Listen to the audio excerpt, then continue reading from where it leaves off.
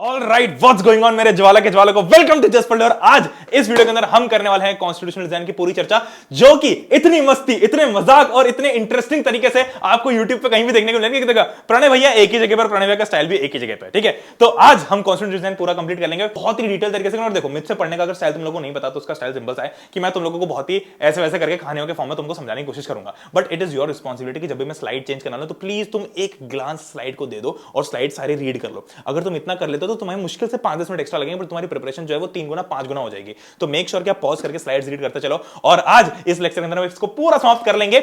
इसी के साथ में आप लोगों को शेड्यूल बहुत जल्दी देखने को मिल जाएगा।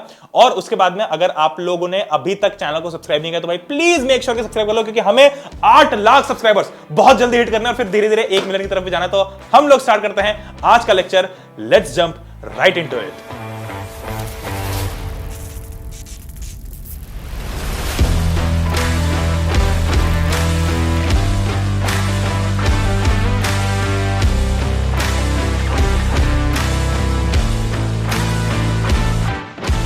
हाँ जी, तो आज करते हैं कॉन्स्टिट्यूशनल डिजाइन की ऐसी चर्चा जो शायद YouTube पे आपको पहले कभी नहीं देखने को मिलेगी।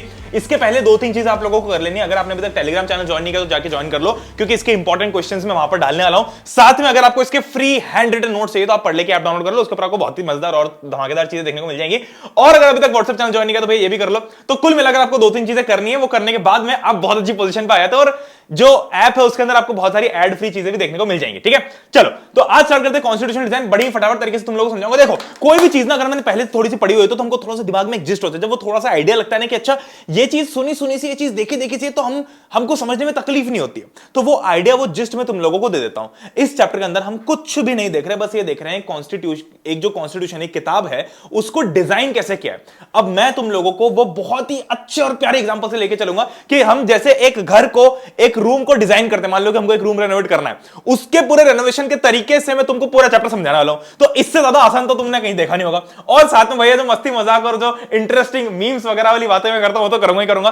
तो सबसे पहली चीज कि भैया इस चैप्टर को हम 2 हिस्सों में डिवाइड करते हैं। पहला तो हिस्सा है कि हमने साउथ अफ्रीका का एक एग्जांपल लेके देखा कि कॉन्स्टिट्यूशन जरूरी क्यों होता है। वैसे तो हम इंडिया का भी ले सकते थे, पर हमको भैया चीजों को कॉम्प्लिकेट करना है, हमको एनसीईआरटी को लंबा करना है, हमको बच्चों को परेशान करना है। तो वो परेशान करने के लिए तुम लोगों को साउथ अफ्रीका का एग्जांपल दिया हुआ है, जिसके अंदर हमको बताया कि कैसे, देखो क्या होता था। एक बेसिक चीज बताता हूं। साउथ अफ्रीका में ब्लैक्स और व्हाइट्स के खिलाफ लड़ाई चलती थी, हमको पता है, आज तक भी चलती आ रही है। बट ब्लैक्स और व्हाइट्स के खिलाफ बहुत टेंशन था। ब्लैक्स बहुत ही इंफीरियर थे, व्हाइट्स बहुत सुपीरियर थे। व्हाइट्स इनको प्रताड़ित करते थे। फिर जाके इन्होंने लड़ाई की, ब्लैक्स ने ऐसा धूमधाम की, फिर फाइनली एक कॉन्स्टिट्यूशन बना जिसके अंदर ये लिख दिया गया कि भैया सब बराबर है ना। अब ब्लैक्स को भी चिंता थी कि भैया बराबर तो बोल दिया, पर क्या हम सही बराबर रहेंगे। और व्हाइट्स को भी चिंता थी कि भैया ये जो 75% ब्लैक्स हैं इस कंट्री के, इनका दिमाग किस दिन फिर गया तो आके उड़ा देंगे हमको, एक साथ एक ही बम से सबको खत्म कर देंगे, ठीक है। तो इन चीजों को कैसे सॉल्व किया गया, पहली चीज। दूसरा, फिर हम इसी से ये सीखेंगे कि इंडिया का कॉन्स्टिट्यूशन कैसे बना, किन किन लोगों से इंस्पायर हुआ, कहां से हुआ, कैसे पूरी प्रोसेस बनी। बस इतनी सी बात है चैप्टर के अंदर, और कुछ भी नहीं है। बड़ा ही आसान चैप्टर है, बड़ा इंटरेस्टिंग चैप्टर और बहुत जरूरी भी है, ठीक है। चलो जी, तो स्टार्ट करते हैं कॉन्स्टिट्यूशन डिजाइन। सबसे पहले कॉन्स्टिट्यूशन का बहुत ही बेसिक तुम लोगों को आइडिया तो होगा ना कॉन्स्टिट्यूशन क्या है। कॉन्स्टिट्यूशन एक किताब है। अब किताब किताब कहां से लाऊं, एक ये वाली किताब देख लो। चलो, ये मेरी किताब है, मेरा कॉन्स्टिट्यूशन, ठीक है। अब फॉर एग्जांपल ये कॉन्स्टिट्यूशन है। अब इस बुक के अंदर सब कुछ लिखा है कि भैया देश के सारे नागरिक क्या करेंगे, कैसे करेंगे, अगर ये नहीं किया तो क्या सजा होगी, अगर सरकार ने ये कर दिया तो क्या सजा होगी। तो बेसिकली 2 टाइप के रिलेशन होते हैं, ठीक है। एक तो हो गया आदमी से आदमी का रिलेशन, मतलब रिलेशन का मतलब ये कि एक तो हो गया भैया कि 2 लोगों के आपस में क्या राइट्स और क्या रूल्स हैं, और दूसरा ये होगा कि भैया एक आदमी या एक औरत और सरकार के आपस के बीच क्या रिलेशन है, उनके बीच में क्या पावर्स है। मतलब सरकार एक आदमी या एक औरत के साथ क्या कर सकती है, क्या सजा दे सकती है, क्या बेनिफिट्स दे सकती है। उसके ऑपोजिट में एक आदमी या एक औरत सरकार के लिए क्या उनके अगेंस्ट कर सकता है, क्या उसके साथ कर सकता है। सारी चीजें कहां पर लिखी हुई है, कॉन्स्टिट्यूशन के अंदर लिखी हुई है, ठीक है। तो कॉन्स्टिट्यूशन क्या होता है, supreme law of the country. अब देखो, मुझसे पढ़ने का अगर तुम लोगों को आइडिया नहीं पता है, पहली बार, वैसे तो सब लोग जानते होंगे, बट अगर पहली बार आए हो तो ये है कि भैया देखो, मैं तुमको कहानियां सुनाऊंगा, मस्ती कराऊंगा, मजाक कराऊंगा, but at the same time तुमको हर स्लाइड चेंज करने के पहले, जब भी मैं स्लाइड चेंज करूं, पॉज करके बस उस स्लाइड को रीड कर लेना। मुश्किल से तुम्हें 10 मिनट एक्स्ट्रा लग जाएंगे पूरे लेक्चर में, बट जिस लेवल की तुम्हारी प्रिपरेशन करनी तुम सोच भी नहीं सकते हो। तो प्लीज हाथ जोड़ के विनती है भैया कि जब मैं स्लाइड चेंज करूं तो रीड कर लेना, क्योंकि मैं एक लाइन रीड करके तुमको बोरिंग लेक्चर नहीं देना चाहता हूं। कि come on students, yes, there are certain basic rules that citizens and government have to follow. All such rules together are called, ऐसा नहीं पढ़ाऊंगा यार, मजा नहीं आएगा ना फिर जिंदगी में। चलो बहुत बढ़िया। अब भैया देखो, कॉन्स्टिट्यूशन बनाने से पहले हमको कुछ सवाल का जवाब देना। अब हमने भैया एक रूम देख लिया, अच्छा अब इसके कुछ तो सवाल हम करेंगे ना कि अच्छा रूम की लेंथ कितनी है, रूम का साइज क्या है, रूम में कितनी कहां से हवा आती है, कहां वेंटिलेशन है, कौन से कलर का करना है, ठीक है, फिर किसका रूम है, ये किचन है या बेडरूम है, किसी बच्चे का रूम है या फिर कोई ऑफिस का रूम है, क्या है ये, तो सारी चीजों का आंसर देना पड़ता है, ठीक है। तो भैया हमको कॉन्स्टिट्यूशन क्यों चाहिए, इस रूम की जरूरत है भी कि नहीं है, पता चला कि मैंने स्टूडियो बना लिया, पता चला उसकी जरूरत ही नहीं है, घर में काम हो जाता, मतलब नॉर्मली एक रूम में काम होता, तो उसकी जरूरत है कि नहीं है। फिर कैसे उसको ड्रॉ करेंगे, उसका पूरे रूपरेखा कि भैया क्या क्या इसके अंदर रहेगा, फिर कौन डिजाइन करेगा, मतलब इसका आर्किटेक्ट कौन होगा, कारपेंटर कौन होगा, कौन इसका पेंटर होगा, कौन क्या क्या काम करेगा, फिर उसके बाद में अलग अलग कॉन्स्टिट्यूशन जो उसकी वैल्यू क्या होनी चाहिए, बेसिकली उसके मतलब समझाऊं तो उसका इमोशन क्या होना चाहिए, कि कई बार ऐसा होता है ना कि हम रूम में घुसते से पहचान लेते हैं कि बच्चे का ही कमरा होगा, है ना। तुम सोचो, इमेजिन करो, पिंक कलर की वार्डरोब है, उसके ऊपर बारबी बनी हुई है, पिंक कलर का बेड है ना, और बिल्कुल ही पिंक कलर के सॉफ्ट टॉयज रखे हुए हैं। तुम जैसे उस रूम के अंदर घुसोगे, मैं कुछ भी ऐसा वो नहीं कर रहा हूं, मतलब ऐसा कुछ भी किसी को वो नहीं कर रहा हूं, बट सिंपल सी बात है, तुम उस रूम के अंदर घुसोगे, तुम्हारा पहला इंस्टिंक्ट होगा कि किसी छोटी बच्ची का रूम है, सीधी सी बात है, ऑब्वियस सी बात है, या किसी लड़की का रूम है, ठीक है। तो ये वैल्यू हो गई उस रूम की, ठीक है। फिर तुम सोचोगे कि भैया अगर इसको एक्सेप्ट कर दिया, अगर हमने रूम बना दिया, अब मान लो कि उस लड़की का कल का लगा कि भैया अरे बारबी आ रही है, बच्चों वाली चीज हो गई, अब मुझे ना कुछ अलग टाइप का कलर चाहिए पापा, है ना, मेरा पेंट अलग, तो क्या उसको अलग चेंज करवा सकते हैं, क्या उस रूम को बदल सकते हैं, वो चीज हमको देखनी पड़ेगी, ठीक है। तो सेम चीज कॉन्स्टिट्यूशन आदि करनी होती है। चलो भैया अब करते हैं साउथ अफ्रीका की चर्चा। साउथ अफ्रीका के अंदर क्या क्या बात हो रही थी, देखो नेल्सन मंडेला बहुत ही बड़े व्यक्ति हैं। तुम स्लाइड्स रीड करते चलना प्लीज, है ना, पॉज करके, मैं स्लाइड्स रीड करवाऊंगा तो मजा नहीं आएगा जिंदगी में। तुमको कहानी चाहिए, कहानी सुनना, तुमको मसाला चाहिए, मैं मसाला दूंगा तुमको, पर तुम पढ़ लो भाई स्लाइड से, ठीक है। चलो, नेल्सन मंडेला जी बहुत ही ज्यादा बड़े व्यक्ति है, क्यों, क्योंकि इन्होंने ही वो जो ब्लैक एपथाइट था, जो ब्लैक से खिलाफ जितने भी प्रताड़ना हो रही थी, उस चीज को ठीक करने का जो इकलौता काम, वैसे तो बहुत लोगों ने किया, बट जो सबसे बड़ा नाम है, जैसे हम अपने फ्रीडम स्ट्रगल में देखते तो कुछ नाम बड़े हुए, जबकि बहुत सारे लोगों का योगदान रहा है, बट कुछ बड़े बड़े नाम होते हैं जो हमको पता चलते हैं। वैसे ही नेल्सन मंडेला साउथ अफ्रीका में, देखो बेसिकली क्या होता था, नेल्सन मंडेला जो है उनको सबसे पहले तो जो व्हाइट, अब देखो तुम लोगों को थोड़ा जिस दे देता हूं, क्या हुआ, जैसे यूरोप, अब यूरोपियंस भैया सबसे खराब अगर कोई है तो वो, मतलब ऐसे जनरलाइज नहीं कर रहा हूं, बट उस टाइम पे सबसे खराब अगर कोई हुआ करते थे तो यूरोपियंस, तो बहुत ही एग्रेसिव थे, हर कंट्री में जाकर कब्जा कर रहे हैं। अब इंडिया के अंदर भी कौन है, यूरोपियंस ही आए थे, है ना भाई, ब्रिटेन भी है तो यूरोप की कंट्री, तो वहां पर भी ये पहुंच गए। अब हुआ क्या कि साउथ अफ्रीका ऑलरेडी एक ब्लैक कंट्री का मतलब ये कि वहां पर जो मेजर लोगों की पॉपुलेशन है, जो बाय डिफॉल्ट जो लोग हैं वो डार्क कलर्ड है, सीधी सी बात है, पर बाहर से कुछ गोरे आ गए, जैसे हमारे यहां पे अब बाहर से कुछ गोरे हैं, चंद गोरे हैं, मुट्ठी भर गोरे हैं, और इतनी बड़ी ब्लैक पॉपुलेशन, वो चंद जो थोड़े से गोरे आए थे ना, उन्होंने सब पे राज करना चालू कर दिया, सबको प्रताड़ित किया, है ना। मैं तुमको जिस अभी बताता हूं, सबके पार्क अलग अलग हैं, है ना, कि भैया व्हाइट का जो, अब जैसे हमारे यहाँ पे फॉर एग्जांपल, अब तुम देखोगे तो कोई अमीर इलाका है, जैसे for example south Delhi, south Bombay का कोई बहुत अमीर इलाका है, जहां पे बिल्कुल सिर्फ, है ना, पापा की परियां रहती है, जहां पर सिर्फ मर्सिडीज चलती है, जहां पर सिर्फ BMW चलती है, और ऐसी छोटी मोटी गाड़ियों का नाम ही नहीं है, पर वहां पर हम जा सकते हैं, कोई भी गवर्नमेंट चीज को रिस्ट्रिक्ट नहीं किया हुआ है किसी ने भी, अरे घुस भी नहीं सकते हो तुम इसके अंदर, अरे यहां कैसे आ गया, अरे इस पार्क में, ऐसा नहीं होता है, जा सकते हैं। बट उस टाइम पे ये व्हाइट्स ने क्या किया कि ब्लैक्स को परमिट नहीं किया, स्कूल्स अलग, है ना, पार्क्स अलग, यहां पर नहीं आना, अगर आ रहे हो तो परमिशन लेके आना, और कैसी परमिशन की भैया मैं सिर्फ यहां पर झाड़ू पोछा लगा सकता हूं, इनके काम कर सकता हूं, इनके बर्तन धो सकता हूं, इसके अलावा कुछ नहीं कर सकता। तो बड़ी समस्याजनक बात थी, ठीक है। तो कुल मिला के, और कोई भी इनके खिलाफ अगर आवाज उठाता तो भाई उसको उठा के जेल में पटक देते, सबसे सिंपल तरीका था। हमारे इंडिया में वही क्या था, वहां पर भी वही क्या था, तो इसलिए उन्होंने नेल्सन मंडेला को, जो व्हाइट गवर्नमेंट थी, इसको बोलते हैं व्हाइट साउथ अफ्रीकन गवर्नमेंट, जो व्हाइट्स ने बना ली थी, देखो सेम उन्होंने क्या, हमारे यहाँ भी आए, हमारे यहाँ बोले भैया धंधा करेंगे, कुछ नहीं करेंगे, और धंधा करने के चक्कर में गंदा कर दिया और पूरी सरकार बना ली। अब सेम चीज वहां पर भी की, उनको बोला अरे चिंता, अरे कोई चिंता की बात नहीं, हम सिर्फ, अरे मालिक आप चिंता क्यों कर रहे हो, हम सिर्फ धंधा करेंगे, आपको हाथ भी नहीं लगाएंगे, ऐसा बोला। धीरे धीरे 5-10 साल में काया पलट कर दी, तू कौन चल भाग यहां से, ऐसा करके उन्होंने काम करना चालू कर दिया। अब कुल मिलाकर ऑब्वियसली बात है, लोग तो दुखी होंगे ही कि भैया ऐसा क्यों कर रहे हो, पर उन्होंने अपना राज करना चालू कर दिया, ठीक है। चलो, अब नेल्सन मंडेला को उन्होंने देशद्रोह के इल्जाम में लाइफ टाइम इंप्रिजनमेंट दी, मतलब उनको बोल दिया कि भैया अब तुम तो जाओ ऐसे, क्योंकि उनको पता चल गया, देखो क्या होता है, जैसे इंडिया के अंदर भी हो, कुछ ऐसे लीडर्स होते हैं जिनसे लोग बहुत इन्फ्लुएंस होते हैं, जिनके लिए लोग जान देने के लिए तैयार हो जाते हैं। अब इनको पता चल गया गोरों को कि भैया अगर इनको थोड़ी सी भी हमने उंगली कर दी तो ये तो पगला जाएंगे, और इस व्यक्ति ने अगर बोल दिया कि इनको मारने लग जाओ तो ये तो हम तो खत्म एक ही बार में, तो इसको पहले उठा के जेल में डाल दो, है ना, इसको बोलने मत दो कुछ भी बाहर, चुपचाप इसको जेल में पटक दो, जेल में बढ़िया अपनी हवा खाएगा, ठीक है। चलो, तो अगले 28 साल ये साउथ अफ्रीका के प्रिजन में ही रहे। अब एपथाइड क्या होता है तुमको बताता हूं, स्ट्रगल अगेंस्ट एपथाइड बेसिकली उस सिस्टम का नाम है जहां पर हम रेशियल डिफरेंशिएशन करते हैं या रेशियल डिस्क्रिमिनेशन करते हैं। रेशियल डिस्क्रिमिनेशन मतलब रेस के बेसिस पे। रेस क्या होता है, अरे वो दौड़ने वाली रेस नहीं, काले गोरे, ठीक है, बेसिकली कलर के बेसिस पे कि आपका जो रंग है, जो आपका बॉडी का कलर है, ब्लैक्स अलग हो गए, व्हाइट्स अलग हो गए, फिर मिक्स्ड अलग हो गए। जैसे जो इंडियंस है, जैसे हम लोग हैं, हम लोग ना व्हाइट्स में आते हैं ना ब्लैक्स में आते हैं, हम लोग जनरली एक कलर्ड स्टेट में आते हैं जो कि व्हीटिश कैटेगरी होती है, गेहुआ कलर जिसको बोलते हैं, ठीक है। तो सारी चीजें इसी टाइप से चल रही थी। अब यूरोपियंस आए, पहले तो था नहीं, पहले तो सभी ब्लैक से थे ना, पहले कहां से आएगा? बाद में ये जो गोरे आए इन्होंने लाके इंप्लीमेंट किया कि हम ऊपर तुम नीचे, पहले तो भाई सब बराबर ही थे, ठीक है। तो ये आया साउथ अफ्रीका में 17 और 18 सेंचुरी में, ये भी सेम तरीके से आया जैसे इंडिया कॉपी का, वैसे उसको भी ऑक्यूपाई कर लिया।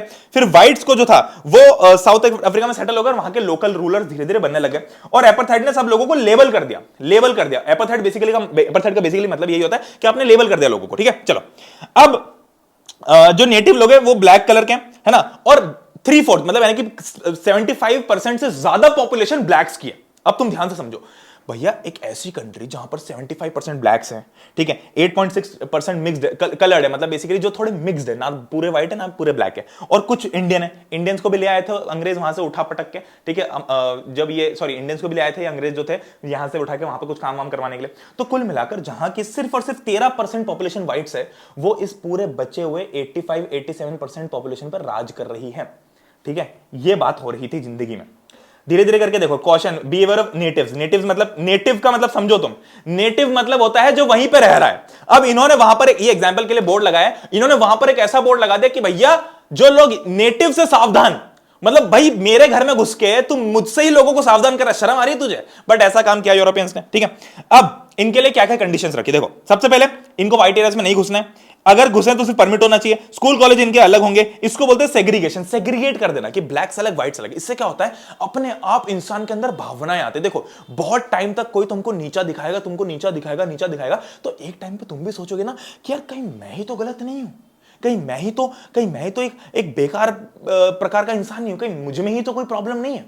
ये आएगा ना, नेचुरल सा थॉट है, अगर बहुत बार चलता रहा तो आएगा इसी थॉट, ठीक है। चलो, चर्चेस में नहीं जा सकते, वो नहीं कर सकते, देखो इनके एसोसिएशंस नहीं कर सकते, प्रोटेस्ट नहीं कर सकते। देखो, तुम हमको प्रताड़ित करा पर हम गधों हैं तो तुम्हारी बात सुनेंगे, हम प्रोटेस्ट करेंगे नहीं तुम्हारे खिलाफ, ठीक है। चलो, अब 1950 से ही ब्लैक्स ने लड़ना चालू कर दिया। अगेन ऑब्वियस बात है भाई, किसी को भी अच्छा नहीं लगेगा इतना प्रताड़ित होना, तो उन्होंने लड़ना चालू कर दिया। धीरे धीरे मार्चेस लाए, स्ट्राइक्स लाए। अफ्रीकन नेशनल कांग्रेस, देखो इंडिया के अंदर कौन था जो मेजर अम्ब्रेला था सारी ऑर्गेनाइजेशन के लिए, जो सबसे ज्यादा काम कर रहा था, वो था आईएनसी, इंडियन नेशनल कांग्रेस, और उसी के अंदर बाकी लोग काम कर रहे थे। ऑब्वियसली दूसरी पार्टीज भी थी, दूसरे स्ट्रगल मूवमेंट्स भी थे, बट एक मेजर अम्ब्रेला जो था वो आईएनसी था, इंडियन नेशनल कांग्रेस, वैसे ही वहां पर था African national Congress, that's it, और कुछ भी नहीं, ठीक है। चलो, यहां पर बहुत सारे वर्कर यूनियन, कम्युनिस्ट पार्टी, इन सबका तो बेसिकली अब ना क्या हुआ कि पहले क्या हो रहा था कि भैया लोग छोटे छोटे लेवल पे प्रोटेस्ट कर रहे थे, बट जो व्हाइट थे उनको भगा दे रहे थे वहां से, चल निकले ऐसे जेल में डाल दे रहे थे। अब क्या हुआ कि चूंकि अफ्रीकन नेशनल कांग्रेस बना तो एक बड़ी छतरी बन गई, लोगों ने साथ में यूनिटी दिखाई, तो एक बड़ी छत बन गई। तो कोई भी एक छोटी पार्टी आके लड़ना चाहती है तो उसके ऊपर इनका हाथ था, ठीक है। अब सिर पे हाथ होता तो ऑब्वियसली कोई कुछ भी कर सकता है, ठीक है। चलो, धीरे धीरे अब देखो क्या हुआ, बेसिकली बहुत सारे जो व्हाइट लोग थे, जैसे इंडिया के अंदर भी ऐसा कि सारे गोरे बुरे नहीं थे, कुछ गोरे ऐसे भी थे जिन्होंने ये चीज बोली कि यार नहीं यार, तुम लोग जो इंडिया के लिए कर रहे हो बहुत गलत है, और हम इंडिया के साथ खड़े हैं। वैसे वहां पर भी कुछ थे कि जो कुछ बोलते थे कि भैया ये क्या बात हुई कि तुम कलर के बेसिस पे सबको डिवाइड कर रहे हो, ये गलत है। तो वैसे ही कुछ व्हाइट्स, कुछ सेंसिबल व्हाइट्स आके जुड़ गए इस एएनसी के अंदर, जो वहां पर सपोर्ट करने लगे, ठीक है। और फिर धीरे धीरे करके बट फिर भी जो व्हाइट गवर्नमेंट थी वो तो बहुत ही घटिया थी, है ना, वो तो पूरी रेसिस्ट थी, वो तो फिर भी मारती थी, टॉर्चर करती थी, सारी चीजें चलने लगी। अब क्या हुआ, जैसे जैसे एपार्थाइड के अगेंस्ट लोग और ज्यादा खड़े होने लगे, जागरूक होने लगे, तो भैया इन अंग्रेजों को सूझ पड़ गई कि भैया अब तो ये लोग पागल हो जाएंगे, इनके हिसाब से काम करना पड़ जाएगा, वरना ज्यादा लाड़ में नहीं आना है अपने को, वरना पता चले किस दिन इनकी सटक गई ना तो हम लोगों को घुमा फिरा के फेंक देंगे, हमको पता भी नहीं चलेगा कहां गाड़ दिया इन्होंने हमको, ठीक है। तो उन्होंने यार थोड़ी थोड़ी पॉलिसीज चेंज कर दी, ठीक है, डिस्क्रिमिनेटरी लॉ थोड़े हटा दिए, पॉलिटिकल पार्टीज पे जो बैन था वो हटा दिया, नेल्सन मंडेला को रिलीज कर दिया। सबसे बड़ी बात थी कि भाई नेल्सन मंडेला को उन्होंने जेल से रिलीज कर दिया, ठीक है। फिर फाइनली 26 अप्रैल 1994 को इन्होंने एक मेजर स्टेप लिया, जहां पर जितने भी ब्लैक्स थे उन लोगों को सब लोगों को इक्वल, मतलब बेसिकली इक्वल तो क्या, पर एक तरीके से इंडिपेंडेंस दे दी कि जो व्हाइट गवर्नमेंट थी वो व्हाइट गवर्नमेंट वहां से हट जाएगी और अब एक नई गवर्नमेंट फॉर्म होगी जो कि डेमोक्रेटिक होगी। तो बेसिकली इनके लिए जो इंडिपेंडेंस डे होगा 26 अप्रैल 1994 हो गया, जैसे हमारे लिए 15 अगस्त है, ठीक है, बहुत बढ़िया। अब एपाथाइड गवर्नमेंट खत्म हो गई है ना, मल्टी रेशियल गवर्नमेंट आने लगी। अब देखो नई डेमोक्रेटिक गवर्नमेंट साउथ अफ्रीका में कैसे बनी। सीधी सी बात है, देखो ब्लैक लीडर्स होते हैं। अब ऑब्वियस बात है कि जो एएनसी थी वो बड़ी हो गई, सबसे बड़ी। तो जो ब्लैक लीडर्स थे उन्होंने, उनके पास में दो ऑप्शन थे कि या तो हम भी इनको ऐसे ही प्रताड़ित करें जैसे इन्होंने हमको किया, हम भी इनको ऐसे मारे जैसे इन्होंने हमारे लोगों को मारा, या फिर हम प्रेम मोहब्बत से रहे। ठीक है, अब ये दो ऑप्शंस थे। अब दोनों ऑप्शंस पे देखो तुम कैसे इंटरेस्टिंग तरीके से बातचीत चालू हुई। अब ऑपरेशन, और देखो ऑब्वियस बात है कि एक पार्टी तो वो थी, अब दो लोग, अब इसमें ना खूबसूरती क्या थी कि दोनों साथ में बैठे, मतलब जो ऑपरेसर्स थे और जो ऑपरेस खुद हुए, ये दोनों लोग साथ में बैठ के एक कॉन्स्टिट्यूशन बना रहे हैं साउथ अफ्रीका के लिए, और दोनों के ही अपने अपने कुछ गिले शिकवे हैं। ठीक है, अब व्हाइट्स को यह डर था कि यार ये कहीं हमारी प्रॉपर्टी ना छीन ले, हमारे जो प्रिविलेजेस है वो ना छीन ले, और ब्लैक्स को यह डर था कि वापस से पार में ना आ जाए। व्हाइट्स को डर था कि भैया अगर ये पार में आ गए तो ये हमको मार ना डाले, और ब्लैक्स को डर था कि अगर हम इक्वल पावर आ गए या फिर इनके पास में थोड़ी सी पावर आई और ये थोड़े से वापस से ऐसे बिल्कुल चोर किस्म के निकले तो वापस से हमारे ऊपर राज ना करने लग जाए। इस टाइप की चीजें दिमाग में आ रही थी। ठीक है, पर 2 साल तक डिस्कशन और डिबेट चला, और ये सबसे ज्यादा फाइनेस्ट कॉन्स्टिट्यूशन बन के आया 2 साल के बाद में। इस कॉन्स्टिट्यूशन के अंदर यह लिखा था कि भैया सब लोग इक्वल हैं। ठीक है, तो बेसिकली सबने एग्री कर लिया, और जो भी पास्ट में वो गिले शिकवे सारे भुला के बाद में प्रेम से रहना इन्होंने चालू कर दिया। ठीक है, बेसिकली इंडिया के अंदर क्या होता है कि अंग्रेज देश छोड़ के चाहे तो गए तो चले गए, पर अफ्रीका के केस में यह था कि जब अंग्रेजों से आजादी मिली अफ्रीकन को, तो बहुत सारे अंग्रेज वहीं पे सेटल हो गए जो वहां पर सेटल्ड थे, है ना। इंडिया के अंदर ऐसे बिल्कुल सेटल नहीं होते, वो उठ के चले गए, कुछ भी नहीं बचे यहाँ पे, थोड़े बहुत ही बचे होंगे बट बाकी सब चले गए। बट वहां पर काफी सारे अंग्रेज जो पहले से वहां पर राज कर रहे थे वो वहीं पे रह गए, उन्होंने वहीं पे अपना सेटलमेंट कर लिया था, वहां पर अपने घर परिवार बना लिए थे, तो इसलिए वो वहीं पे रुक गए, वहीं से गए नहीं। ठीक है, चलो ये देखो, ये इसका प्रीएम्बल है ना, ये इसका मतलब प्रीएम्बल बेसिकली क्या होता है, आपके कॉन्स्टिट्यूशन का फ्रंट पेज, पहला पन्ना। अब south African constitution inspire Democrats all over the world, मतलब पूरी दुनिया के डेमोक्रेट्स को वो इंस्पायर करता है। ठीक है, बेसिकली क्या हुआ कि इन्होंने पुराने जो गिले शिकवे थे, बिटर एक्सपीरियंसेस, उनको छोड़ के एक नया रेनबो नेशन, एक नया रंगीन तो क्या बोलो बट एक अच्छा प्यारा नेशन बनाया। ठीक है, चलो अब कॉन्स्टिट्यूशन की जरूरत क्यों है। साउथ अफ्रीका एक बहुत बढ़िया एग्जांपल है, क्योंकि ऑपरेसर और ऑपरेस्ड दोनों एक साथ नई डेमोक्रेसी में पार्ट ले रहे थे इन द न्यू डेमोक्रेसी। ठीक है, ऑब्वियस बात है भाई, दोनों के लिए भरोसा करना आसान तो था नहीं, ऑब्वियस रीजन से जो मैंने तुमको बताया ऑलरेडी। ठीक है, पर इससे भी उन्होंने कैसे भी करके समझौता करके साथ में वो चीज करी, अचीव की। ठीक है, चलो तो कुछ चीजों में व्हाइट्स ने भी एग्री किया, व्हाइट्स ने एग्री किया कि चलो ठीक है 1% 1 वोट होना चाहिए, जो पहले ऑब्वियसली वो अपने पास ही रखते थे वोटिंग राइट्स, तो उन्होंने कि नहीं यार आप सबको दे दो वोटिंग राइट्स। पर ब्लैक्स ने भी एग्री किया कि नहीं यार इनकी प्रॉपर्टी नहीं छीननी चाहिए। हालांकि फिर भी ब्लैक्स ने बहुत ज्यादा सहूलियत के साथ में काम को किया है, वरना इतने प्यार से करते नहीं तो भी चलता, क्योंकि व्हाइट्स ने उनके ऊपर बहुत बहुत परेशान किया उनको, फिर भी ब्लैक्स ने ठीक ठाक तरीके से ट्रीट किया, उनको ज्यादा नुकसान नहीं होने दिया। ठीक है, चलो अब अगर मान लो कि चलो ठीक है तुमने गारंटी दे दी, तुमने समझौता कर लिया, तुमने हाथ मिला लिया, पर इस बात की क्या गारंटी कि तुम कल को नहीं बदलोगे। तो ऑब्वियस बात है, हम बोलते हैं ना कि लिखित में दे, लिख के दे, सील साइन करके दे, तो वो जो लिख के आती है किताब उसी को बोलते हैं कॉन्स्टिट्यूशन। उस किताब के अंदर जो लिखा है वो सर्वोपरि, और सब लोग बैठ के साइन करके और बिल्कुल अपने मत के साथ में उस चीज को पास करते हैं। ठीक है, इसलिए कॉन्स्टिट्यूशन इंपॉर्टेंट होता है कि भैया कैसे आगे चल के रूल्स बनेंगे। ठीक है, फिर जो रूल्स बन जाएंगे कितने लेवल पे उसको चेंज कर सकते हैं। भाई ऐसा ना हो कि कल को जो मान लो प्राइम मिनिस्टर बन जाए, कल को राजा बन जाए, वो बोले कि अब मेरे अलावा कोई राजा नहीं बन सकता। तो ऐसा भी नहीं होना चाहिए कि जो जीत गया उसके हाथ में सारी पावर हो, है ना भाई। वोटिंग से अगर मान लो हमारे यहाँ पे कल को प्राइम मिनिस्टर को बोल दे कि भैया सिर्फ मैं प्राइम मिनिस्टर बनूंगा, दुनिया में और कोई नहीं बन सकता, और पूरा कॉन्स्टिट्यूशन चेंज कर दूंगा, मैं मोनार्की ले आऊंगा, मैं राजा, ऐसा तो हो नहीं सकता। तो ऑब्वियस बात है जिसके पास में पावर है उसकी भी पावर पूरी नहीं है, कॉन्स्टिट्यूशन से बद्ध है हर कोई। इतनी खूबसूरत चीज है कॉन्स्टिट्यूशन। ठीक है, चलो इस सेट ऑफ बेसिक रूल्स को बोलते हैं कॉन्स्टिट्यूशन। देखो हमेशा हर गेम के बेसिक रूल्स होते हैं, जैसे फुटबॉल है तो उसके बेसिक रूल्स है कि कोई प्लेयर चेंज कर सकते नहीं कर सकते, गोल कहां करना है, इस टाइप के बहुत बेसिक, टेक्निकलिटीज में बाद में आता है, बट बेसिक रूल्स क्या क्या होते हैं कि भैया आगे चल के रूलर्स को कैसे चूज किया जाएगा, कैसे इलेक्शन होंगे, वो पूरी प्रॉपर तरीके से लिखा होता है। फिर क्या गवर्नमेंट कर सकती है क्या नहीं कर सकती, सिटीजन के क्या राइट्स हैं, अगर मान लो कि लॉज चेंज करना हुए तो क्या वो चेंज करना बहुत आसान है, फिर मुश्किल है, कैसे करेंगे।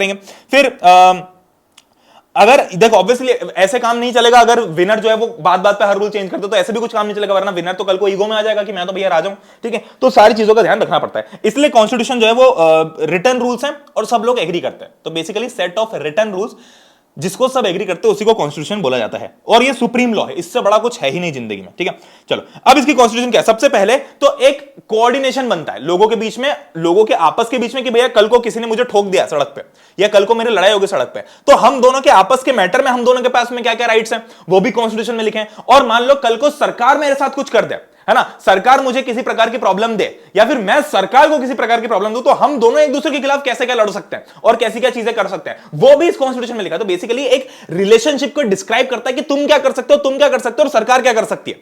और इस पूरे सब लोगों को साथ में लेके चलता है कॉन्स्टिट्यूशन, ठीक है। दूसरा ये बताता है कि भैया जो गवर्नमेंट रहेगी वो कैसे क्या रूल्स बना सकती है, कैसे क्या अपने कॉन्स्टिट्यूशन को पूरा वो इलेक्ट कर सकती है। फिर उसके बाद में ये है कि भैया कैसे अलग अलग पावर्स होंगे और सिटीजन के राइट्स क्या क्या होंगे, सिटीजन क्या क्या कर सकता है, क्या क्या सरकार के खिलाफ भी कर सकता है, बेसिक राइट सिटीजन के पास होने चाहिए। और चौथा है कि भैया एक अच्छी सोसाइटी कैसे बन सकती है इससे, ठीक है। चलो अब देखो एक बात ध्यान से सुनना, मैं हमेशा बोलता हूं कि ऑल, ये सब लोग बोलते हैं all squares are rectangles but all rectangles are not squares. इसका मतलब क्या है कि भैया अगर तुम ये स्क्वायर ड्रॉ कर दो तो ये पक्का एक रेक्टेंगल है, बट ये रेक्टेंगल अगर ड्रॉ कर दो तो ये एक स्क्वायर नहीं है, ठीक है।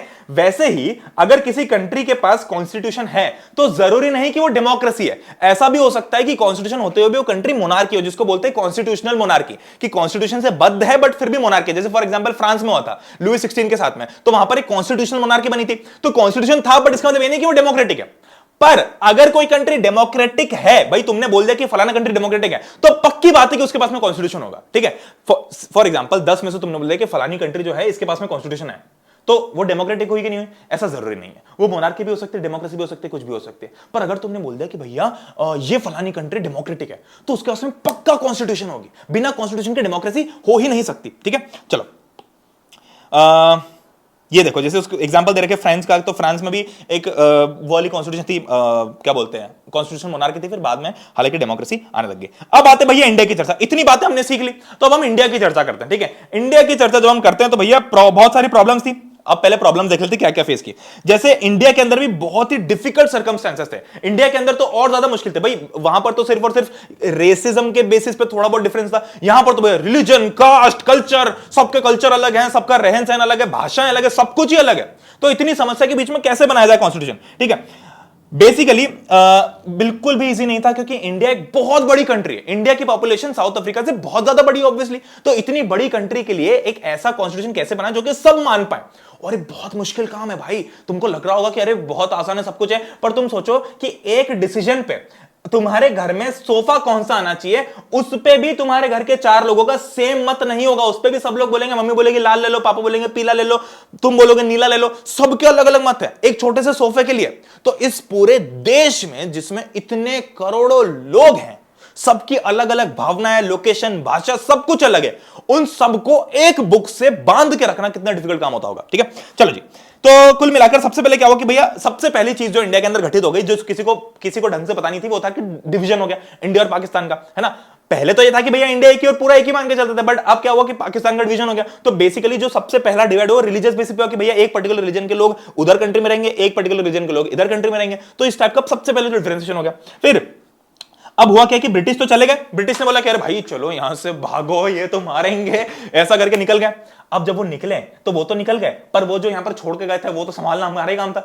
अब हुआ क्या, दिक्कत क्या हुई कि इंडिया के अंदर थे बहुत सारे प्रिंसली स्टेट्स, ठीक है। देखो इंडिया का था, जब ब्रिटिशर्स भी आए थे ना, तो उन्होंने क्या था, बहुत सारे राजा महाराजा तब भी रहते थे, राजा महाराजा तब उनको टैक्स देते थे, सब कुछ करते थे। तो बेसिकली तब भी प्रिंसली स्टेट्स थे, है ना। तुम इंडिया का नक्शा देखो प्री पार्टीशन, ये जितने भी पिंक में ना, all these are princely states, और जितने भी येलो वाले ये प्रॉपर ब्रिटिश इंडिया के स्टेट्स हैं। तो बेसिकली कुछ स्टेट्स तब भी थे जो राजा महाराजा हैंडल करते थे।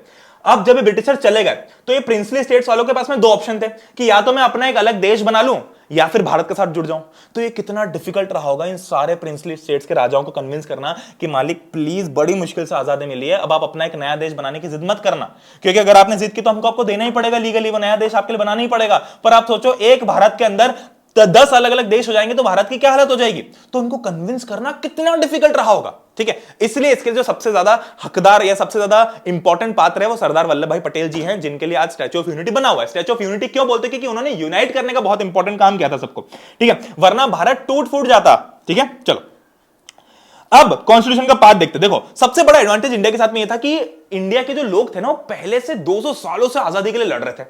अब उनके अंदर एक नोशन तो था कि अंग्रेजों को बाहर निकालना है ना। और दो चीजें बहुत बेसिक सी इंडिया के हर एक लीडर या हर एक फ्रीडम फाइटर के दिमाग में थी कि भैया इंडिया जब फ्री हो जाए तो उसकी एक छवि कैसी होगी, सबको पहले से पता था कि एक इक्वल इंडिया होगा, सब लोग इक्वालिटी में रहेंगे, कोई अमीर गरीब का भेदभाव नहीं होगा, रिलीजियस भेदभाव नहीं होगा, सब लोग आराम से प्यार से रहेंगे। ये सब लोग समझ गए थे, ठीक है। चलो अब इसके बाद में जो अगली चीज थी वो ये थी कि साउथ अफ्रीका में बेसिकली क्या था, साउथ अफ्रीका में कंसेंसस नहीं था, साउथ अफ्रीका में लोगों को कन्विंस करना पड़ा था कि भाई साहब देखो आजादी की जरूरत इसलिए है क्योंकि ये हमारे ऊपर इतना प्रताड़ित कर रहा है, हमको इतनी प्रॉब्लम दे रहे हैं। इंडिया के अंदर वो चीज नहीं, इंडिया के अंदर पहले से समझदार था, 200 सालों से चलती आ रही थी लड़ाई, तो उनको पता था कि भैया हम लोगों को आजाद होना जरूरी है, कंपलसरी है। ठीक है, चलो बहुत सारे डिफरेंसेस थे, सारी समस्याएं थी, आज भी ऐसे बहुत सारे डिफरेंसेस है, बट फिर भी सब लोगों ने एक्सेप्ट कर लिया, जो कि एक रिमार्केबल अचीवमेंट है हमारे कॉन्स्टिट्यूशन के लिए, क्योंकि हर देश के कॉन्स्टिट्यूशन पे लोगों ने बाद में सवाल उठाए हैं, पर हमारे यहां पर ऐसा इतना बड़ा कोई एलिगेशन नहीं लगा है हमारे कॉन्स्टिट्यूशन पे। ठीक है, चलो अब तो थोड़ी सी हिस्ट्री देख लेते हैं। 1928 में मोतीलाल नेहरू और 8 अलग कांग्रेस लीडर्स ने कॉन्स्टिट्यूशन को बनाया 1928 में। फिर 1931 में कराची में एक सेशन हुआ, अब ऑब्वियसली तब तो कराची इंडिया का ही पार्ट था, कराची लाहौर सब कुछ पूरा पाकिस्तान इंडिया के अंदर था। ठीक है, तो कराची जो है वहां पर ये हुआ और कैसे कांग्रेस ने पूरा का पूरा ये आइडिया लगा कि कैसे इसका कॉन्स्टिट्यूशन दिखना चाहिए। ठीक है, सारी बेसिक वैल्यूज पे तो सब लोग एक्सेप्ट कर रहे थे। सब बेसिक वैल्यूज क्या कि भाई सबको वोटिंग का अधिकार होना चाहिए, सब लोगों को इक्वालिटी मिलनी चाहिए, ये बेसिक चीजों पर सब लोग एग्रीड थे। तो किसी को ऐसा समझाना नहीं पड़ा कि अरे भैया सबको यूनिवर्सल मतलब सबको वोटिंग राइट दो या वुमेन को भी इक्वल राइट दो, या फिर मतलब सब लोगों को इस टाइप से इक्वलिटी के साथ ट्रीट करो, अलग अलग रीजन को इक्वलिटी के साथ ट्रीट करो। ये सबके दिमाग में बेसिक आइडिया ऑलरेडी था, तो इतना ज्यादा माथापच्ची नहीं करनी पड़ी बनाते टाइम। ठीक है, चलो पर धीरे धीरे करके सारे डॉक्यूमेंट्स बने और universal franchise, right to freedom, equality, protecting rights of minorities, ये बेसिक चीजें सबके दिमाग में थी। ठीक है, अब हमने कॉलोनियल रूल से क्या क्या एक्सपीरियंस, देखो ऑब्वियस बात है कि यार अंग्रेज हमारे ऊपर 200 साल राज करके गए, तो ठीक है उन्होंने हमारा बहुत नुकसान किया, सब कुछ किया, बट उन्होंने एक सिस्टम तो बनाया था ना। मतलब तुम सोचो 200 साल से राज कर रहे हैं एक इतनी बड़ी कंट्री पे जहां पर अंग्रेजों की पॉपुलेशन कुछ नहीं है, मुश्किल से 1-2 लाख और बाकी करोड़ों की तादाद में इंडियंस हैं। तो अगर वो इतनी बड़ी नेशन पे राज कर पा रहे सक्सेसफुली, तो उनसे सीखने को तो बहुत कुछ है। भले ही गलत काम किया बट सीख तो सकते हैं ना। हम ये तो सीख सकते हैं कि उनकी लीडरशिप स्किल कितनी थी, उन्होंने कैसे एडमिनिस्ट्रेशन सिस्टम बनाया था, कैसे ये सारे वाइस रॉय और कहां पर कलेक्टर होगा, कहां पर सूबेदार होगा, सारे उन्होंने कैसे सिस्टम बनाया, उनसे सीख सकते हैं। ठीक है, चलो तो इसी को इंस्टीट्यूशनल डिजाइन क्या होता है, जैसे अब मान लो तुमने कॉन्स्टिट्यूशन बनाया, तो कॉन्स्टिट्यूशन तो डिजाइन कर दिया, अब उस कॉन्स्टिट्यूशन को इंप्लीमेंट करने के लिए कैसे फील्ड पे कैसी चीजें दिखेंगी उसको बोलते हैं इंस्टीट्यूशनल डिजाइन। कि भैया पुलिस कैसे होगी, है ना, तो हम जो बोलते हैं ना जैसे वो आईएएस आईपीएस ये सब कैसे काम करेंगे, पुलिस फोर्स कैसे काम करेगी, एडमिनिस्ट्रेशन लेवल पे कैसे काम करेंगे, सरकारी दफ्तर क्या क्या काम करेंगे अपना अपना, ठीक है, नगर निगम क्या काम करेगा, तो ये सब क्या, ये इंस्टीट्यूशन है जो कि एक देश को चलाते हैं, जो कि उस कॉन्स्टिट्यूशन को बद्ध रखते हैं, जो कि उस कॉन्स्टिट्यूशन को मतलब लाइव रखते हैं लोगों के बीच में। तो कॉन्स्टिट्यूशनल डिजाइन तो हो गया, अब इंस्टीट्यूशनल डिजाइन भी करना पड़ेगा। ठीक है, चलो ब्रिटिश ने भैया बहुत ही, ब्रिटिश के वैसे लेजिस्लेटिव बहुत वीक थे, ठीक है, पर हमने उसको और ज्यादा स्ट्रांग किया। तो इलेक्शंस नहीं होते थे, हमने इलेक्शंस का पूरा वो किया कि इलेक्शन होता नहीं, पर फिर भी हमने एक्सपीरियंस लेकर थोड़ी चीजें काफी उनसे सीखने की कोशिश की। ठीक है, इसलिए Indian constitution adopted many institutional details and procedures from colonial laws like government of India act 1935। Basically government of India act 1935 एक सेट ऑफ रूल्स था जो कि ब्रिटिशर्स ने निकाला था उनकी गवर्नमेंट के लिए, है ना, मतलब जो ब्रिटिशर्स इंडिया के अंदर जो रूल कर रहे थे उस गवर्नमेंट के लिए जो ब्रिटिशर्स ने रूल निकाले थे, हमने उससे भी काफी सारे इंस्पिरेशन लेके अपनी इस कॉन्स्टिट्यूशन में डाली है। तो कितनी इंपॉर्टेंट और बड़ी बात है। ठीक है, चलो बहुत ही बढ़िया। अब इसके अलावा आगे बढ़ते हैं जिंदगी में। तो देखो बहुत सारे साल लगे इस पूरे ट्रीटमेंट को और पूरी चीज को करने में, ठीक है, पूरा फ्रेमवर्क बनाने में। अब हमने कहां से इंस्पिरेशन ली, फ्रेंच रेवोल्यूशन से, रशियन रेवोल्यूशन से, ठीक है, ब्रिटेन के पार्लियामेंट्री डेमोक्रेसी से, बिल राइट से, इन सब से हमने इंस्पिरेशन, हमने ऐसा नहीं कि कॉपी पेस्ट कर दिया, बट इंस्पिरेशन ली कि कौन कैसे काम कर रहा है। ठीक है, ये देखो, ये बेसिकली एक बड़ी अच्छी इमेज है जिसमें बताया गया कि सोर्सेस ऑफ इंडियन कॉन्स्टिट्यूशन के क्या क्या सोर्स थे, हमने कहां से सीखने की कोशिश की। भैया हमने गवर्नमेंट ऑफ इंडिया एक्ट से सीखा, जो ब्रिटिशर्स ने हमारे लिए बनाया था बेसिकली, तो हमने ये सीखा कि हमारी कंट्री को इन्होंने कैसे रूल किया, तो हम उससे कैसे बेटर कर सकते हैं। फिर कनाडा से सीखा, यूएसएसआर यानी कि रशिया से सीखा, Germany, French, Australia, Irish government, Japan, British, south Africa, USA, सबसे सीखा हमने। जैसे हमने यूएसए से भैया फंडामेंटल राइट्स लिए कि फंडामेंटल राइट, जैसे हमारे पास में अभी 6 फंडामेंटल राइट है, right to equality, right to freedom, वो सारे। ठीक है, फिर हमने देखा कि जुडिशियरी कैसे इंडिपेंडेंट होनी चाहिए, है ना, कैसे प्रोसीजर्स होनी चाहिए कोर्ट के अंदर। फिर ये यहां से हमने सीखा कि भाई फेडरेशन कैसा होना चाहिए। फिर हमने देखा कि भैया यहां से देखा कि आइडियाज ऑफ जस्टिस क्या क्या होनी चाहिए, नेशनल इमरजेंसी कैसे होनी चाहिए, इमरजेंसी हो जाए तो क्या क्या प्रॉब्लम्स, क्या क्या चीजें करनी पड़ती है, रोल ऑफ लॉ, फिर कैबिनेट सिस्टम, लेजिस्लेटिव प्रोसेस, मतलब सारी चीजें हमने अलग अलग जगह से सीख के इंस्पायर होकर चीजों को सीखा। अब आते हैं बहुत इंपॉर्टेंट चीज पे कि भैया सारी चीजें सीख तो ली, अब बनाएगा कौन, तो इसको बोलते हैं कॉन्स्टिट्यूएंट असेंबली। कॉन्स्टिट्यूएंट असेंबली एक ऐसी असेंबली है या एक ऐसी कमिटी है जिन लोगों ने एक्चुअली कॉन्स्टिट्यूशन को बनाया है। ठीक है, इनके अंदर कौन लोग थे, इलेक्टेड रिप्रेजेंटेटिव्स, जिनको ऑब्वियसली डायरेक्टली लोगों ने इलेक्ट नहीं किया, बट ऊपर ऊपर वो इलेक्ट होके ही आए हैं, और वो लोग हैं जिन्होंने अपने कॉन्स्टिट्यूशन को ड्राफ्ट किया है। ठीक है, इसके जो सबसे पहले कॉन्स्टिट्यूशन असेंबली के जो चेयरमैन थे वो डॉक्टर राजेंद्र प्रसाद थे और पहली मीटिंग थी दिसंबर 1946 में। तो जुलाई 1946 में कॉन्स्टिट्यूशन असेंबली को सबसे पहले मतलब सबसे पहले इलेक्शन हुए और फिर जुलाई 1946 के बाद में करीब 4-5 महीने बाद दिसंबर में इसकी पहली मीटिंग हुई। पहली मीटिंग जब पहली बार बैठे कॉन्स्टिट्यूशन डिस्कस करने के लिए, ठीक है। फिर धीरे धीरे करके अब इसके बाद में क्या हुआ भैया, इंडिया और पाकिस्तान में डिवीजन हो गया। तो यहां पर सबसे बड़ा सेटबैक हो गया, अभी तक तो हम साथ में बैठ के कर रहे थे पर अभी डिवीजन हो गया। तो अब डिवीजन के बाद में क्या हुआ कि कॉन्स्टिट्यूशन असेंबली जो है वो इंडिया और पाकिस्तान में अलग अलग बढ़ गई। पाकिस्तान वाले तुम अपने हिसाब से देख लो, इंडिया वाले हमारे हिसाब से देख लेंगे, हम तुम्हारे इसमें टांग मिलाएंगे, तुम्हारे इसमें हम टांग मत अड़ाना, ठीक है। तो कुल मिलाकर जो इंडिया की कॉन्स्टिट्यूशन असेंबली बची थी उसमें 299 लोग थे, 299 ऐसे याद रखना, 300 लोग पर 300 में से एक माइनस कर दो। तीन बेसिक चीजें सबके दिमाग में थी, universal right of franchise, right to freedom और equality and protecting right of minorities, ठीक है। अब सबसे पहला जो हमने असेंबली जब अडॉप्ट हुई कॉन्स्टिट्यूशन वो कब हुई, 26 नवंबर 1949 और केम इनटू पावर ऑन 26 जनवरी 1950। ये ध्यान रखना, हमने कॉन्स्टिट्यूशन को अडॉप्ट कब कर लिया, मतलब सब तरीके से मान लिया कि हां भाई अब ये जो किताब बन गई है सही बन गई है, इसको हम अब लागू कर सकते हैं अपने देश के ऊपर। ये कौन सी तारीख थी, ये थी 26 नवंबर 1949। और इसको लागू कब किया, कब, when constitution came into existence, या जनरल पब्लिक की आंखों में, जनरल पब्लिक के लिए वो कब वैलिड हुई, है ना, वो स्टार्ट कब से हुई, वही 26 जनवरी 1950 से, जिसको हम अपना रिपब्लिक डे बोलते हैं, क्योंकि उस दिन इंडिया सच्ची में रिपब्लिक बना, क्योंकि उस दिन हमारे पास में हाथ में कॉन्स्टिट्यूशन आ गया। इंडिया का कॉन्स्टिट्यूशन दुनिया का सबसे बड़ा और सबसे वास्ट कॉन्स्टिट्यूशन है, जिसके अंदर सबसे ज्यादा चीजें लिखी हुई है, बहुत सबसे बड़ा, the largest constitution in the world is India constitution, ठीक है। चलो, इसलिए हम 26 जनवरी को रिपब्लिक डे मानते हैं और बढ़िया सेलिब्रेट करते हैं, ठीक है। अब देखो एक बात बहुत सिंपल सी है, ये सब बन गया भैया, बहुत अच्छे तरीके से बन गया, बट यार आज 75 मतलब 70-75 साल हो गए कॉन्स्टिट्यूशन को बने को, हम इतने पुराने कॉन्स्टिट्यूशन को आज भी क्यों एक्सेप्ट करें, मतलब हमको क्या अड़ी पड़ी कि हम वही किताब के हिसाब से चले, आज एक नई किताब क्यों ना बना ले। तो भाई ऑब्वियस बात है कि उस टाइम जो लोग थे, जो लोग कॉन्स्टिट्यूशन बना रहे थे, उनके दिमाग में भी था कि भाई आज से 100 साल बाद भी इंडिया रहेगा, हम लोग तो चले जाएंगे पर देश रहेगा, 100 साल 200 साल 300 साल बाद भी देश रहेगा।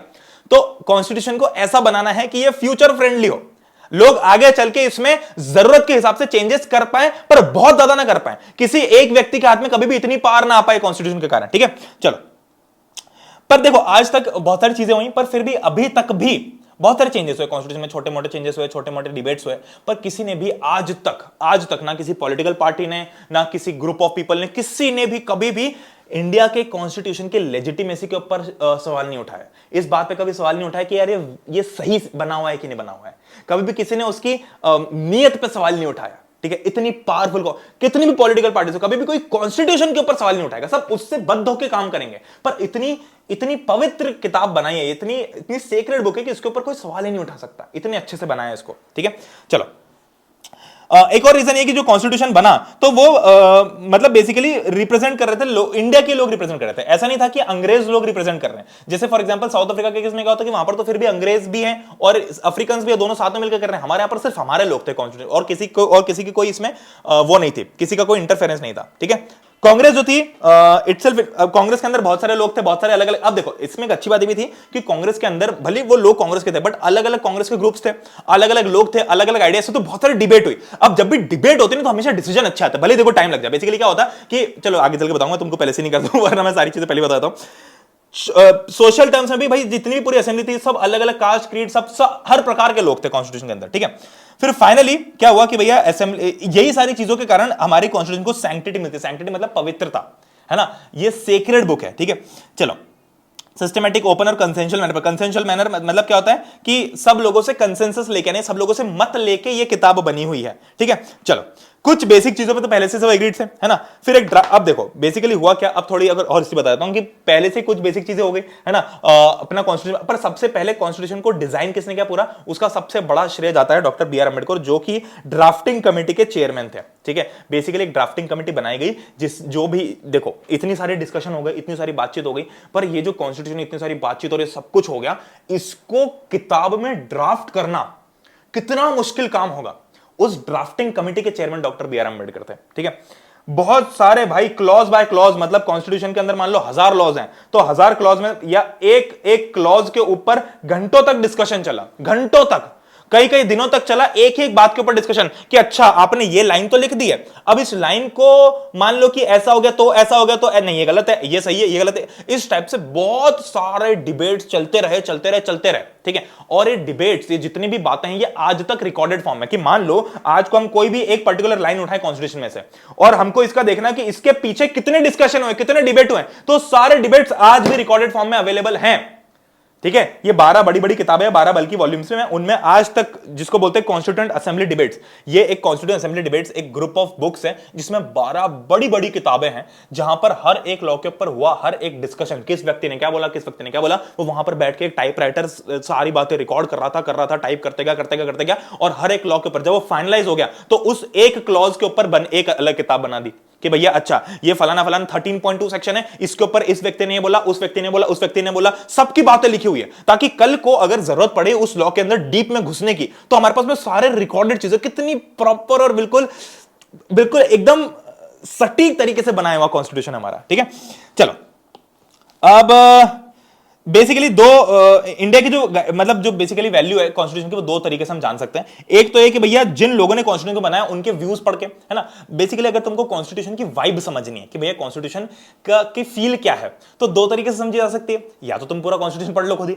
या फिर तुम उन लोगों से मिलो जिन्होंने उस कॉन्स्टिट्यूशन को बनाया है ना। अगर हम कोई किताब पढ़ते हैं, अगर हमको नहीं पढ़ना है तो हम क्या करते हैं, कई बार उस किताब के राइटर का पॉडकास्ट सुन लेते हैं या उसकी थोड़ी सी हिस्ट्री पढ़ लेते हैं, उससे थोड़ा सा मिल लेते हैं, तो हमको आइडिया लग जाता है कि यार ये आदमी ऐसा, तो ये किताब ऐसी होगी, थोड़ा आइडिया लग जाता है कि किस टाइप से चीजें बनी हुई है। ठीक है, तो एक तो वो तरीका है, और दूसरा है कि भैया हम कॉन्स्टिट्यूशन के अंदर खुद समझ लें, है ना। अब वो समझने के लिए कई सारे लोग पूरी किताब नहीं पढ़ सकते, इसके लिए कॉन्स्टिट्यूशन के सबसे आगे एक पेज होता है जिसको हम बोलते हैं प्रीएम्बल। ठीक है, चलो उस पर आता है आगे। अब देखो महात्मा गांधी, वैसे तो महात्मा गांधी का एक बहुत बड़ा सपना था कि इंडिया एक इक्वल कंट्री, मतलब इक्वालिटी के साथ चले, सब कुछ बराबरी से चले, सब कुछ प्यार मोहब्बत से चले, पर ऑब्वियसली महात्मा गांधी खुद एक पार्ट नहीं थे कॉन्स्टिट्यूशन असेंबली के, बट उनके बहुत सारे फॉलोअर्स जरूर थे उसके अंदर। ठीक है, चलो इन्होंने 1931 में यंग इंडिया करके एक मैगजीन थी, उसके अंदर अपनी पूरी कॉन्स्टिट्यूशन का एक आइडिया दे रखा था ऑलरेडी कि मेरे सपनों की कॉन्स्टिट्यूशन ये है, तो वो आइडिया तुम देख सकते हो। ठीक है, अब बी आर अंबेडकर ने बहुत सारी जगह पर महात्मा गांधी और बी आर अंबेडकर के बीच में बातें नहीं बनती थी। जैसे हमने पूना पैक्ट, तुम लोगों ने अभी नहीं देखा होगा, तुम नेशनलिज्म इन इंडिया जो चैप्टर आता है 10th में, उसमें देखोगे कि पूना पैक्ट करके एक बहुत इंपॉर्टेंट चीज है, जहां पर यह होता है कि बी आर अंबेडकर और महात्मा गांधी के बीच में बन ही नहीं रही होती है। बी आर अंबेडकर कुछ और बोलते, महात्मा गांधी कुछ और बोलते, तो दोनों ने एक समझौता किया था, तो वो पूना पैक्ट होता है ना, उन्होंने एक पैक्ट साइन किया था दोनों ने आपस में। तो ऐसी बहुत सारी चीजें, बहुत सारे क्रिटिसिज्म, और अच्छी बात है क्रिटिसाइज होना, किसी भी एक व्यक्ति को पूरा देश कैसे चलेगा उसके बारे में नहीं समझ में नहीं दे सकते ना हक किसी एक ही व्यक्ति को, तो बहुत सारे क्रिटिसिज्म में अच्छी बात है हमेशा। ठीक है, चलो जवाहरलाल नेहरू ने फिर 15 अगस्त को एक बहुत ही स्पेशल स्पीच है जो कि आज तक यूट्यूब पे भी तुम सुन सकते हो। 15 अगस्त 1947 की रात के 12 बजे जब उन्होंने स्पीच दी, तब उस स्पीच के साथ में देश आजाद हुआ था। ठीक है, वो स्पीच कुछ ऐसे स्टार्ट होती है कि कैसी थी, When the world will sleep, India will wake to life and freedom, इस टाइप से एक बड़ी स्पीच थी उनकी, तो तुम यूट्यूब पे सुन सकते हो। स्पीच का यहाँ पर थोड़ा जिस्ट दे रखा है। ठीक है, चलो अब कॉन्स्टिट्यूशन की बेसिक फिलोसफी क्या है, ये देखो। बेसिक फिलोसफी ये है कि सबको फ्रीडम मिलनी चाहिए, सोशल जस्टिस मिलनी चाहिए, छोटे छोटे जो माइनॉरिटी है उनको राइट्स मिलने चाहिए, सेक्युलरिज्म होना चाहिए, यूनिवर्सल फ्रेंचाइजी, फेडरलिज्म और नेशनलिटी। बेसिकली ये 4-5-6 चीजें जो कि कॉन्स्टिट्यूशन के अंदर बहुत ज्यादा उसकी फील देती है, उसके फिलोसफी देती है। ठीक है, प्रीएम्बल क्या होता है भाई? प्रीएम्बल जो मैं तुमको बता रहा था, प्रीएम्बल बेसिकली हर कॉन्स्टिट्यूशन या जैसे इंडिया का कॉन्स्टिट्यूशन है तो उसके स्टार्टिंग में एक पेज है, सिर्फ वो एक पेज है, जिस एक पेज के अंदर हमको पूरे कॉन्स्टिट्यूशन की फील आ जाती है कि कॉन्स्टिट्यूशन हमारा इंडिया का किस हिसाब से डिजाइंड है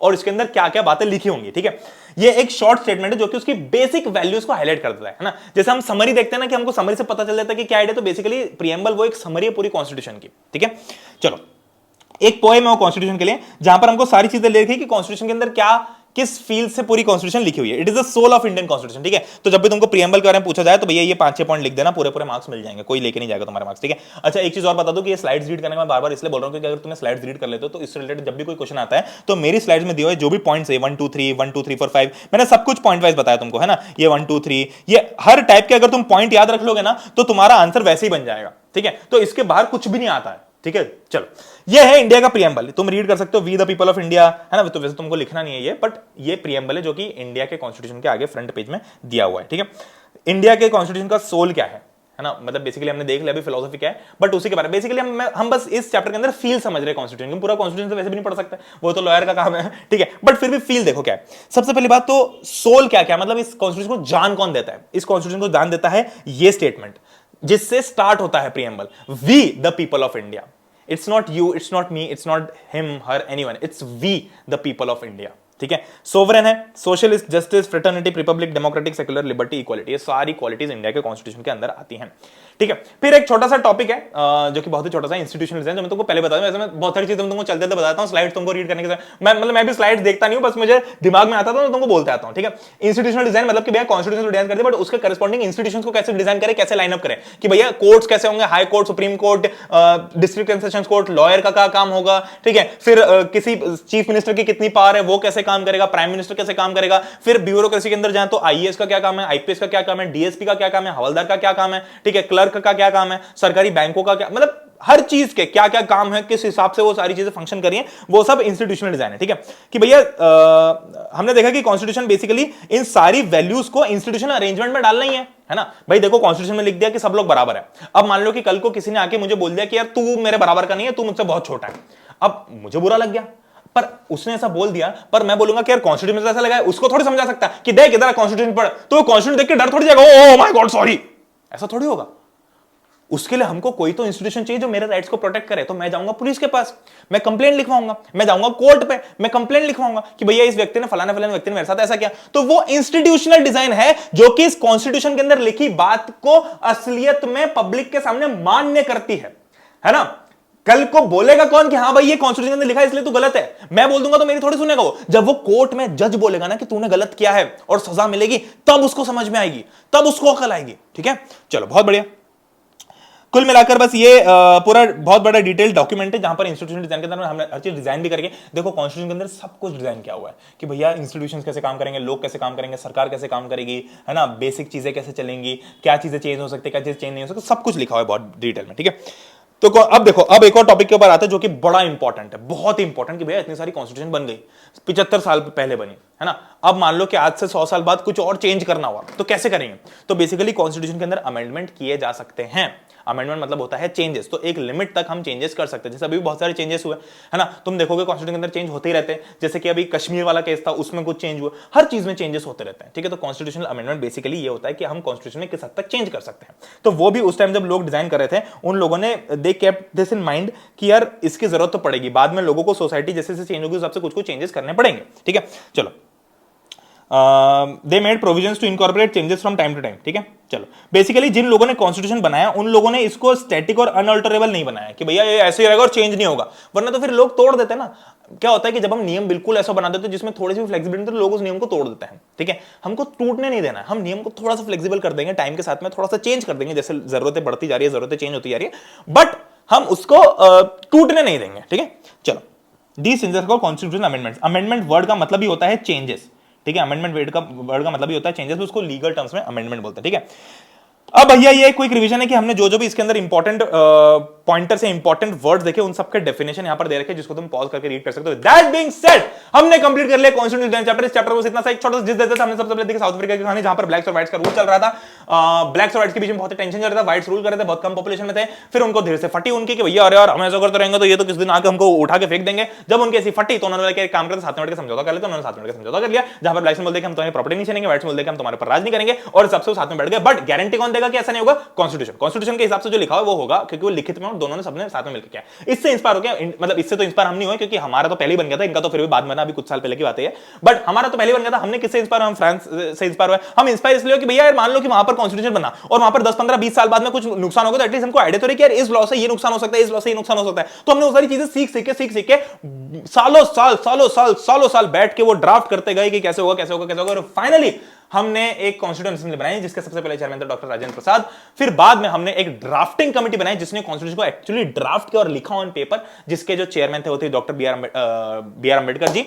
उन्होंने इसको पूरा ड्राफ्ट किया, पूरी उनकी टीम ने ड्राफ्ट किया, और फिर हर एक क्लॉज के ऊपर बहुत ज्यादा डिस्कशन चला, बहुत ज्यादा घंटों तक, दिनों तक एक एक क्लॉज के ऊपर डिस्कशन चला। फिर फाइनली हर डिस्कशन को रिकॉर्ड करके फाइनली कॉन्स्टिट्यूशन बना। इसको उन्होंने चेंजेबल बनाया कि भाई आगे चल के अमेंडमेंट भी हो सकता है। और बेसिक इसकी फिलॉसफी और बेसिक इसका आइडिया ये था कि अब आगे इंडिया जो है वो हमेशा इक्वालिटी वाली रहनी चाहिए, यहाँ पर वोटिंग राइट हमेशा सबके पास रहनी चाहिए, डिस्क्रिमिनेशन नहीं होना चाहिए किसी भी बेसिस पे, और सबके पास में एक डिग्निटी होनी चाहिए। ठीक है, तो India should be socialist, sovereign, Republic, secular. ठीक है, दैट बीइंग सेड हमने कंप्लीट कर लिया चैप्टर अपना, बहुत ही फटाफट मैंने तुम लोगों को रिवीजन दे दिया है। और बेसिकली अगर तुम इस लेक्चर को यहां तक देख रहे हो तो मुझे डिस्क्रिप्शन में जहां से मैंने जो फटाफट वाला रिवीजन था ये देना चालू किया ना, उसका टाइम स्टैम्प नीचे डालना और बिल्कुल अपने वर्ड में बताना कि भाई कौन रैपर होगा जो इससे तेज होगा। ठीक है, और क्या प्रणय भैया को रैप करना चालू कर देना चाहिए नहीं। ठीक है, चलो तो that being said Telegram channel join नहीं तो कर लेना, इसके अच्छे क्वेश्चंस मैं वहां पर डलवा दूंगा जल्दी से, और पढ़ लेके आप डाउनलोड कर लेना, वहां पर नोट्स मिल जाएंगे। और अगर मुझे इंस्टाग्राम पे फॉलो नहीं किया तो फटाफट जाकर फॉलो कर लो। और भैया अगर चैनल को सब्सक्राइब नहीं किया तो 1 मिलियन सब्सक्राइबर्स चाहिए किसी भी हालत में। ठीक है, तो दैट बीइंग सेड हम लोग मिलते हैं नेक्स्ट लेक्चर में, तब तक good bye, take care, love you all, जय हिंद, वंदे मातरम, सी यू इन ज्वाला।